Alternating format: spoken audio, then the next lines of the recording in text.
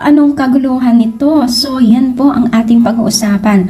Ngayon guys, ay sa naganap po sa birthday celebrant po ni Erica ay talaga naman pong makita po natin na marami pong pasabog at marami pong naganap na kung saan po ay inulan po ng views at iba't ibang komento, no? Meron negative, may positive at meron din naman pong gitna lang po yung pag-comment, no? So dito po ay makikita po natin na tila may nag-workout sa mga kasamahan po ng Team Kalingap. At sino to?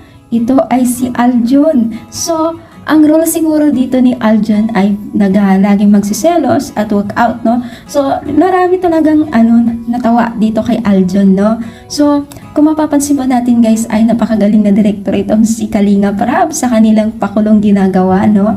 Kaya naman pala sinabi nila na marami pong pasabog na magaganap sa birthday celebrant ni Erica. At isa na nga rin dito itong pag-workout ni Aljon na talaga naman pong yun yung ganap na nakakatawa.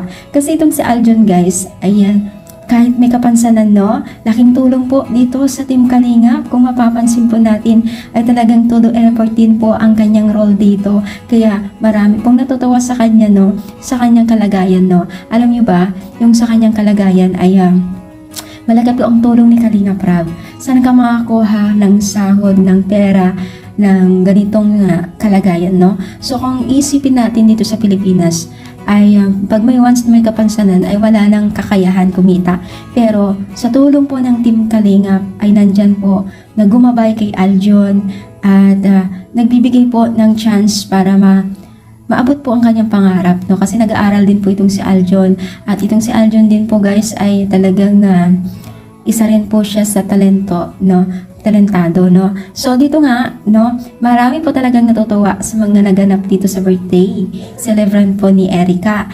At dahil nga po sa sobrang galing din po ng mga director na sila Kalinga Prab, ay marami pong naaliw at nahatak na views po dito, no? So, kasi marami pong iba-ibang komento na dahil sa ganyan ay nagka-views, no? So, syempre, isa lang po naman po ang mga supporters po ng Team Kalingap. Kaya, supportahan po natin sila Kalinga Prab. Huwag natin hayaan na hindi manood ng kanilang mga videos. Especially po kay Kuya Bal, lahat po ng mga kasama nila sa pag-charity vlogger. Kasi unang-una kasi guys ay tayo rin po ay kasama rin po sa magpaglingap po ng Team Kalingap, lalong-lalo na kung tayo ay masugid na taga-panood, nagko-comment at hindi nag-skip ng ads, tayo ay isa sa mga parte ng Team Kalingap at sa paglingap.